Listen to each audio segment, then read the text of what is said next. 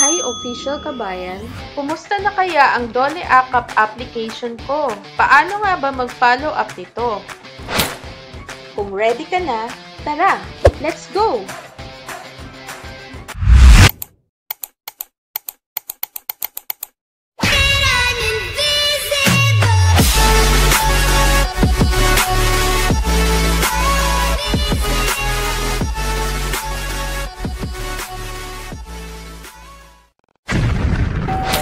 Ito na ang tips to follow up your Dole AKAP application.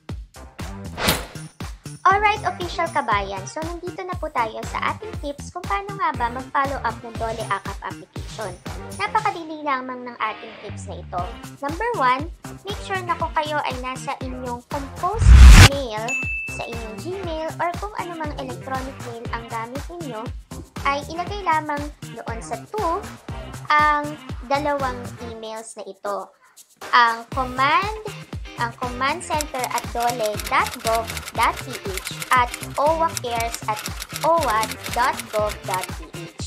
At mula dyan, ay sa baba niyan ay meron tayong subject. Ano ba ang pinaka-subject natin? So, ito ang ginawa ko noon today or regarding follow up my Dole AKAP application. And then, ang pinaka-content ng aking email ay good day, ma'am/sir. And then, I would like to follow up my Dole AKAP. I would like to follow up my Dole AKAP application. And here are my details. Okay, so sa baba, kailangan nyo i-type ang name nyo, ang birth date nyo, ang category. So, mamimili kayo sa dalawa.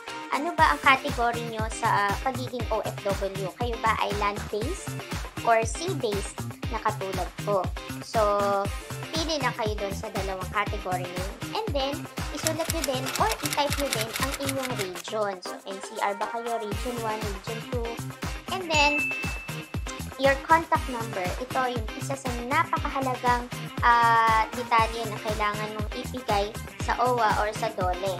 Ang iyong contact number. At make sure na ito ay gumagana o ibig sabihin ko ay ginagamit mo at laging naka-open.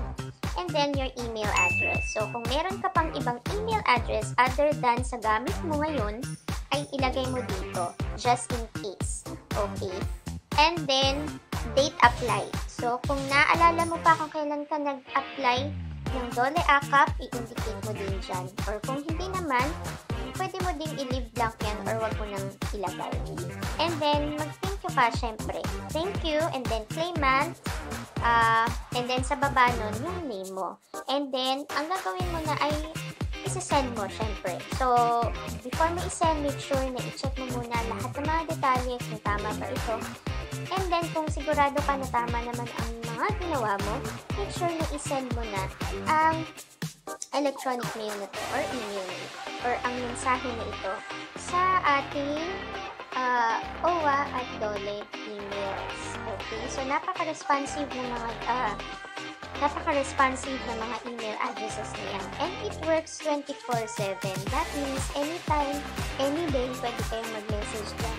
At sigurado ako na maya-maya o kinabukasan ay sasagot na yan sa inyo. Alright? So, that's it. Know more about your Dole Camp application? Here's the Dole's contact details for follow-up purposes only.